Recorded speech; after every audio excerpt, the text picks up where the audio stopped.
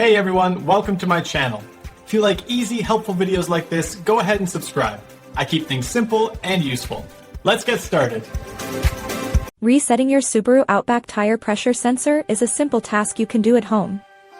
The TPMS light often turns on when the weather gets cold. It also stays on after you add air to your tires. First, find the correct tire pressure for your vehicle.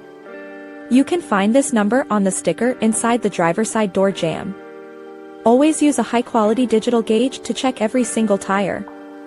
Fill them to the exact recommended levels. Do not forget to check the spare tire if your model monitors it. Most modern Subaru vehicles reset the sensor automatically once you drive. You must drive at a steady speed of at least 25 miles per hour. Continue driving your vehicle for about 10 minutes straight. The light should turn off during this time. If your Outback is an older model, look for a physical reset button. This button is usually located under the steering column or inside the glove box. Turn your ignition to the on position without starting the engine. Press and hold the button until the light blinks 3 times. Release the button and then start your car.